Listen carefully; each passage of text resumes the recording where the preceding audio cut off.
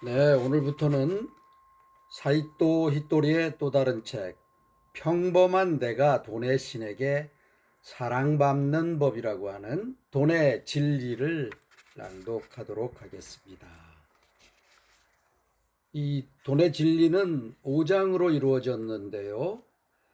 제1장은 부자처럼 돈을 대하는 방법, 제2장은 돈이 들어오지 않는 사람들의 공통점, 제3장은 눈앞에 닥친 문제가 주는 좋은 신호들, 제4장은 성공에 대한 믿음, 그리고 제5장은 운이 좋다고 믿으면 더 좋아지는 운으로 구성되어 있습니다.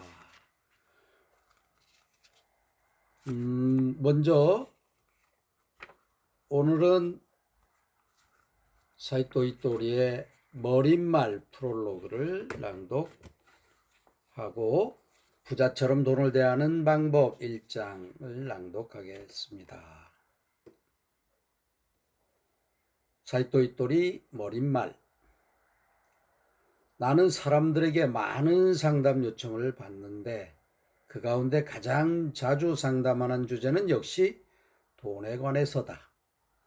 일이나 가족에 관한 상담도 언뜻 생각하면 돈과는 직접 관련이 없어 보이는 내용이지만 알고 보면 돈의 성질이나 본질을 알면 해결할 수 있는 문제가 수두룩하다. 그래서 이 책에 돈에 쪼들리지 않는 방법과 부자가 되는 방법을 정리했다. 이 책은 돈에 쪼들리지 않는 방법과 부자가 되는 방법이 정리되어 있습니다. 내가 아는 한 돈에 관해서 이보다 더 유용한 이야기는 없다. 만약 있다면 당장이라도 나부터 들으려 달려갈 것이고 언제든지 나의 방식을 바꿀 용의가 있다. 실제로 나는 이 책에 쓴 내용을 실천했기에 일본에서 누계 납세액을 가장 많이 내는 대부호가 되었으며 내 제자나 나의 가르침을 실천해서 성공한 사람도 전국 곳곳에 많이 있다. 그러므로 우선은 이렇게 하라는 건가 하는 정도로 좋으니 이 책에 쓰인 내용 가운데서 자신이 할 수 있는 방법을 하나씩 실천해 보기 바란다. 그렇게 첫 발을 디딘다면 당신 앞에는 반드시 행복한 부자가 되는 길이 열릴 것이다. 다만 먼저 한 가지 양해를 구하고 싶은 것이 있다. 이 책에는 신이라는 말이 자주 나오는데 이는 내가 신을 믿기 때문이다. 그렇다고 해서 종교가는 아니다.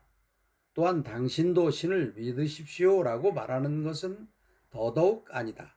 신을 믿든 믿지 않든 결과는 같다. 사과를 손에서 놓으면 땅으로 떨어지듯이 불을 내 손에 거머쥐는 것도 법칙과 같다. 여행자는 한밤중에 길을 잃으면 북극성을 지표 삼아 자신 있는 위치와 나아갈 방향을 찾아낸다. 진심으로 이 책이 당신에게 북극성이 되기를 바란다. 제1장 부자처럼 돈을 대하는 방법. 부자가 돼서 돈을 대보시기 바랍니다. 자신을 위해서 돈을 남겨두지 않는다면 자신을 전혀 사랑하지 않는 것이나 다름없다. 내 생각이 불을 결정합니다. 인간을 크게 두 분류로 구분해 특수한 재능을 가진 사람과 그렇지 않은 사람으로 나눌 수 있다. 여기서 말하는 재능이란 세계에서 윤리를 다툴 정도로 발이 빠르다거나 한 곡만 불러도 몇 천만 원을 벌 만큼 노래를 잘하는 정도로 사람들이 인정하는 능력을 말한다. 특출난 재능을 갖고 있는 사람은 그 재능을 활용하면 부자가 될 수 있다. 평범한 사람들은 남다른 재능을 가진 사람을 보고 좋겠네, 행운이네 하고 생각할지도 모르지만 그건 부러워할 일이 아니다. 특출난 재능을 갖고 있는 사람은 과거, 즉 몇 세대에 걸쳐 그 재능을 갈고 닦아온 사람이라고 생각하자. 미국 메이저리그에서 눈부시게 활약한 이치로 선수도 노력만으로 그만한 선수가 된 것은 아니다. 물론 지금 이 생에서도 엄청나게 노력하고 있지만 더 나아가 전생에서도 몇 대에 걸쳐 노력을 거듭 쌓아온 결과이다. 그러므로 다른 사람이 당장 이치로 선수와 같은 노력을 한다 해서 반드시 이치로 선수와 똑같이 될 수는 없다. 작곡가 쇼팽은 3살 때 어려운 곡을 연주했다고 하는데 그 또한 몇 대에 걸쳐서 음악적 재능을 갈고 닦아 왔기 때문이다. 우리 아이도 어릴 때부터 일찌감치 피아노를 가르치면 되지 않을까 하고 생각하는 사람이 있겠지만 쇼팽처럼 되기는 좀처럼 쉬운 일이 아니다. 그렇다고 해서 비관할 필요는 없다. 지금 우리가 노력하는 일은 반드시 어딘가에서 도움이 된다. 당장 이렇다 할 결과가 나오지 않더라도 반드시 보상받을 때가 오게 되어 있다. 그러므로 공부든 운동이든 어떤 분야에서 아무리 노력해도 재능 있는 사람을 이기지 못한다고 포기할 게 아니라 현세에서 성과가 나오지 않더라도 내세에는 꽃이 필 테니까 하는 마음으로 즐겁게 하면 된다. 모든 일이 그렇듯이 괴로워하면서 마지못해서 하기보다는 즐거운 마음으로 계속해야 좋은 결과를 손에 넣을 수 있다.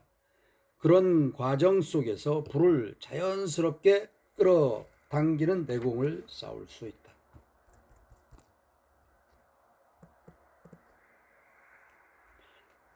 남 좋은 일만 하고 있지 않나요? 특출난 재능을 갖지 못한 사람은 어떻게 해야 부자가 될 수 있을까? 직장인이든 개인사업을 하든 일에서 벌어들이는 수입이 있다. 수입이 없는 사람은 우선 일을 해서 돈을 버는 것부터 시작하기 바란다. 전업주부라면 가정일을 도맡아 남편과 가족을 돌보고 있으므로 부부가 함께 수익을 벌어들인다고 생각할 수 있다. 부자가 되려면 그 수입 가운데서 10분의 1만 자신에게 주면 된다. 이렇게 말하면 아니요, 저는 받은 급여를 전부 자신에게 주고 있는데요 라고 반문하는 사람이 있을 것이다. 그렇다면 그 돈이나 그만큼의 가치가 자신의 손안에 남아 있어야 한다. 만약 돈이 전혀 자신의 수중에 남아 있지 않다면 당신은 그 돈을 누군가에게 주었다는 말이 된다.